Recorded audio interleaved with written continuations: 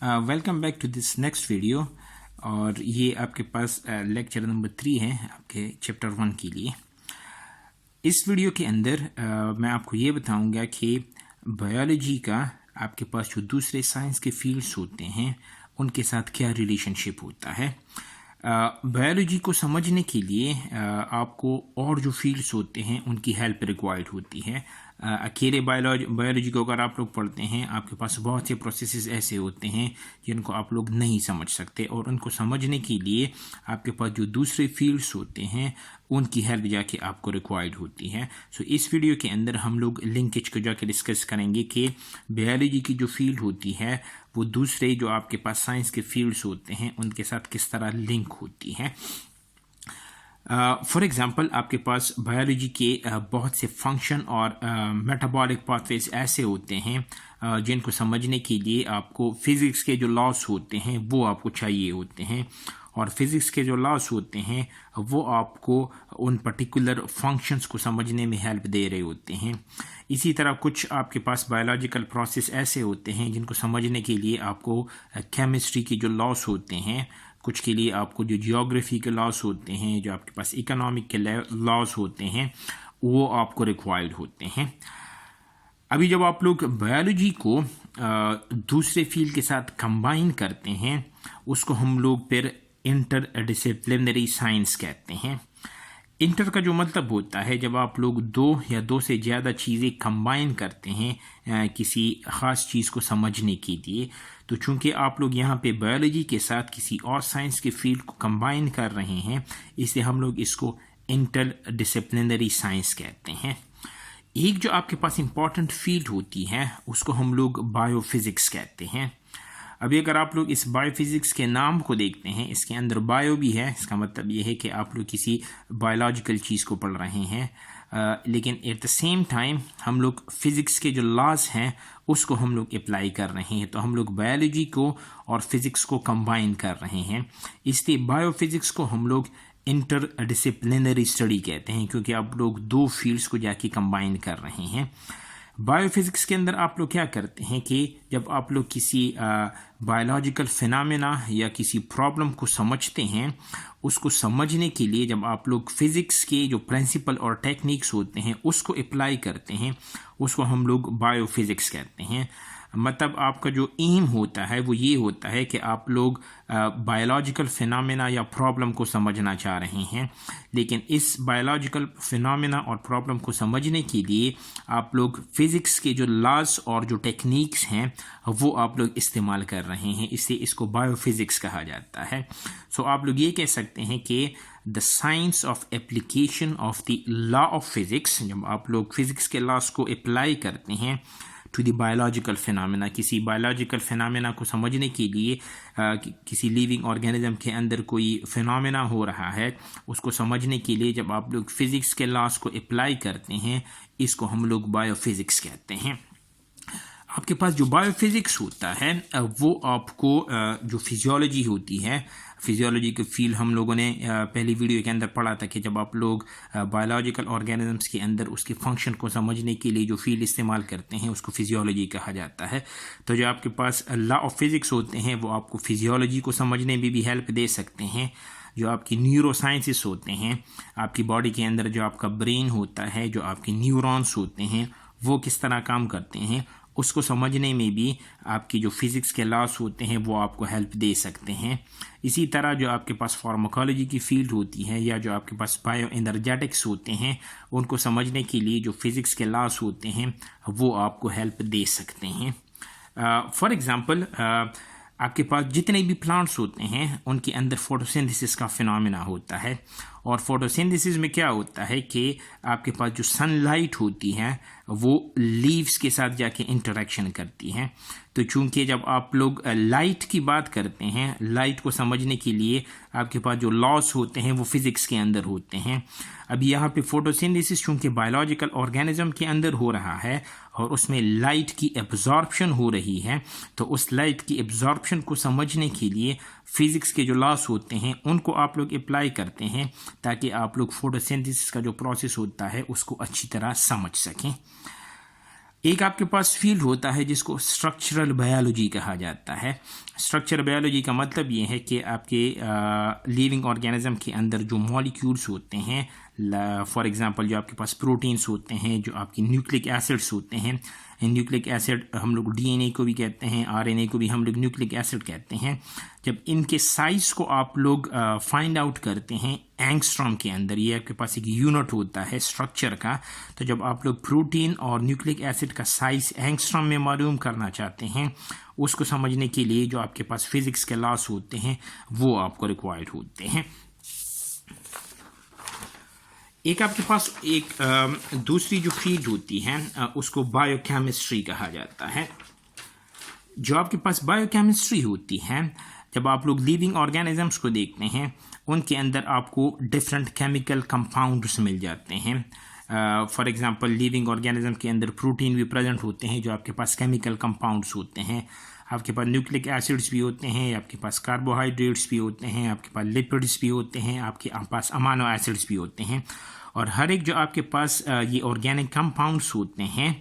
इनके स्ट्रक्चर को समझने के लिए और लिविंग ऑर्गेनिज्म के अंदर इनका रोल क्या होता है उसको समझने के लिए आपको केमिस्ट्री रिक्वायर्ड होता है। तो जो आपके पास बायोकेमिस्ट्री होती है, इसमें आप लोग बायोलॉजी के साथ केमिस्ट्री को जाके कंबाइन करते हैं, इसलिए हम लोग इसको बायोकेमिस्ट्री कहते हैं। और बायोकेमिस्ट्री क्या करता है कि लिविंग ऑर्गेनिजम्स के अंदर या लिविंग सेल्स के अंदर जितने भी ऑर्गेनिक कंपाउंड्स होते हैं, उनका स्ट्रक्चर किस तरह होता है और वो सेल के अंदर किस तरह जाके काम कर रहे होते हैं, इन सब चीज़ों को समझने में आपके पास जो बायोकेमिस्ट्री होती है वो आपको हेल्प दे रहा होता है। तो अगर आप लोग इन केमिकल ये जो ऑर्गेनिक कंपाउंड्स हैं, इनके स्ट्रक्चर का आपको नहीं पता, इनके फंक्शन का आपको नहीं पता, इसका मतलब ये है कि इनके जो फिजियोलॉजिकल फंक्शंस होते हैं लिविंग ऑर्गेनिजम्स के अंदर, सेल्स के अंदर, उसको आप लोग नहीं समझ सकेंगे। तो यहाँ पे केमिस्ट्री आपको हेल्प दे रहा है कि आप लोग इनके स्ट्रक्चर को भी फाइंड आउट कर सकें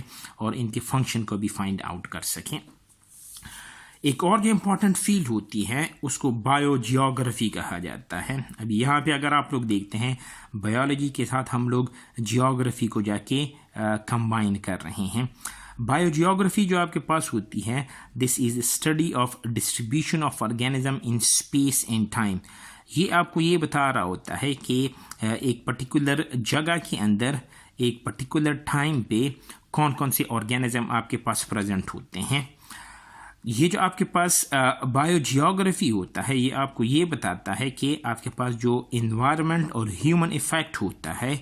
वो आपके पास जो स्पीशी की डिस्ट्रीब्यूशन होती है उसको किस तरह जाके अफेक्ट कर रहा होता है। फॉर एग्जांपल एक जगह पे एक जंगल है आपके पास, वहाँ पे जंगली जानवर आपके पास बहुत से प्रेजेंट होंगे, लेकिन अगर आप लोग उस जंगल को काट देते हैं तो वो आपके पास एक ह्यूमन इफेक्ट हो जाता है, वो आपके पास एक इन्वायरमेंटल इफेक्ट भी हो जाता है। तो उस जंगल के काटने की वजह से वहाँ पे जितने आपके पास जानवर होंगे वो उस जगह से किसी और जगह चले जाते हैं। तो बायोजियोग्राफी आपको ये भी बताता है कि इन्वायरमेंट और ह्यूमन इफेक्ट की वजह से आपके पास जो डिफरेंट स्पीशीज़ होते हैं उनकी डिस्ट्रीब्यूशन किस तरह इफेक्ट होती है। एक जो इम्पॉर्टेंट एप्लीकेशन होती है आपके बायोजियोग्राफी की, वो आपके पास ये होती है कि आपको जो चीज़ रिक्वायर्ड होती है, जो ऑर्गेनिज्म आपको रिक्वायर्ड होते हैं, उसके बारे में ये आपको जाके इंफॉर्मेशन दे सकता है। आप सब ने पीसीआर का नाम सुना होगा। पीसीआर के अंदर चूंकि हम लोग बहुत हाई टेम्परेचर को इस्तेमाल करते हैं, इसलिए वहाँ पे आप लोग जो एंजाइम इस्तेमाल करते हैं जिसको टैग पॉलीमरेज कहा जाता है, वो आप लोग उस ऑर्गेनिज्म से आइसोलेट करते हैं जो ज़्यादा टेम्परेचर में जाके सरवाइव कर सकता है। और ऐसा एक ऑर्गेनिज्म होता है जिसको थर्मस एक्वेटिकस कहा जाता है। ये जो आपके पास थर्मस एक्वेटिकस होता है, ये बहुत गर्म जो आपके पास पानी के चश्मे होते हैं वहाँ पे आपको मिल जाता है। तो चूंकि ये ऑर्गेनिज्म ऑलरेडी एक बहुत गर्म इन्वायरमेंट के अंदर रह रहे हैं और उस गर्म इन्वायरमेंट के अंदर उनके जो एंजाइम्स हैं वो काम कर रहे हैं, इसलिए पीसीआर के अंदर जब आप लोग हाई टेम्परेचर को प्रोवाइड करते हैं और इस ऑर्गेनिज्म से आप लोग इस एंजाइम को आइसोलेट करेंगे, तो टेम्परेचर की वजह से ये जो आपका एंजाइम होगा वो काम करना नहीं छोड़ेगा। तो बायोजियोग्राफी आपको ये भी बता सकता है कि आप लोगों ने आपकी जो रिक्वायरमेंट है, आपके पास कितने टेम्परेचर की रिक्वायरमेंट है, उस हिसाब से आपको ऑर्गेनिज्म किस इन्वायरमेंट के अंदर और किस जियोग्राफी के अंदर जाके मिल सकता है। एक और जो आपके पास फील्ड होती है उसको बायोस्टैटिस्टिक्स या उसको बायोमेट्री कहा जाता है। ये जो आपके पास बायोस्टैटिस्टिक्स या बायोमेट्री जो आपके पास होता है, this is the application of statistical and mathematical formulas in the study of biology. जब आप लोग कोई प्रोजेक्ट बनाते हैं, जब आप लोग किसी बायोलॉजी के प्रॉब्लम को स्टडी करते हैं, जब आप लोग किसी रिसर्च डेटा को स्टडी करते हैं, वहाँ पे जो आपके पास बायोस्टैटिस्टिक होता है वो आपको ये बताता है कि वो स्टडी आप लोगों ने डिज़ाइन किस तरह करनी है, उससे जो आपके पास रिजल्ट्स आ जाते हैं उनको आप लोगों ने एनालाइज किस तरह करना है और उसकी आप लोगों ने इंटरप्रिटेशन मतलब उससे आप लोगों ने नतीजा किस तरह जाके अखज़ करना है। तो चूँकि ये सारी चीज़ें, चूँकि आपके पास डेटा बहुत ज़्यादा आ जाता है और डिज़ाइन आपके पास बहुत मुश्किल होता है, इसलिए उस ज़्यादा डेटा को समझने के लिए ये जो आपके पास बायोस्टैटिस्टिक्स, आपके स्टैटिस्टिकल और मैथमेटिकल जो फार्मूलाज होते हैं वो जाके आपको उस बायोलॉजी के प्रॉब्लम को समझने में हेल्प दे सकते हैं। फॉर एग्ज़ाम्पल बायोस्टैटिस्टिक्स आपको ये बता सकता है कि आपके पास एक डिज़ीज़ है वो डिवेलप किस तरह होती है, किन लोगों के अंदर वो डिवेलप हो सकती है, वो डिज़ीज़ प्रोग्रेस किस तरह करती है और वो एक पॉपुलेशन के अंदर स्प्रेड किस तरह जाके करती है। तो चूँकि आप लोग एक बहुत बड़े पॉपुलेशन के साथ जाके डील कर रहे हैं तो बग़ैर मैथमेटिकल फार्मूलाज या स्टैटिस्टिकल फार्मूलाज के उन पर्टिकुलर चीज़ों को आप लोग स्टडी नहीं कर सकते, तो इनको हम लोग बायोस्टैटिस्टिक्स कहते हैं। एक और फील्ड जो आपकी बुक के अंदर मेंशन है उसको बायो इकोनॉमिक्स कहा जाता है। बायो इकोनॉमिक्स जो आपके पास होता है, this is the correlation between biology and economics.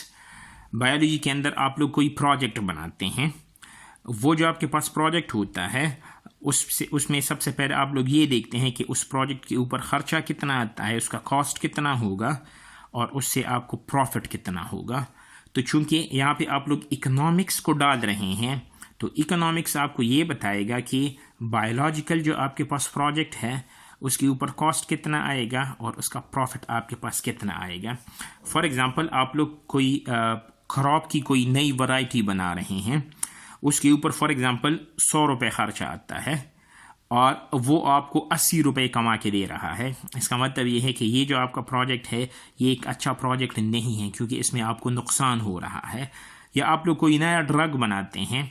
Drug के ऊपर फॉर एग्ज़ाम्पल 100 रुपये खर्चा आ रहा है और वो आपको 80 रुपये जाके कमा के दे रहा है, तो वो आपके पास एक अच्छा प्रोजेक्ट नहीं है। लेकिन अगर आप लोग ड्रग 100 रुपये का बना रहे हैं और वो आपको 1000 रुपये कमा के दे रहा है, इसका मतलब ये है कि वो जो आपके पास बायोलॉजिकल प्रोजेक्ट है जिसमें आप लोग एक नए ड्रग को बना रहे हैं वो आपके पास एक अच्छा प्रोजेक्ट है। तो बायो इकोनॉमिक्स आपको ये बताता है कि किसी बायोलॉजिकल प्रोजेक्ट के ऊपर कितना कॉस्ट आएगा और उससे आप लोग कितना प्रॉफिट जाके कमा सकते हैं। तो ये जो फिनोमेना होता है इसको बायो इकोनॉमिक्स कहा जाता है। इसको हम लोग नेक्स्ट वीडियो के अंदर कंटिन्यू रखेंगे।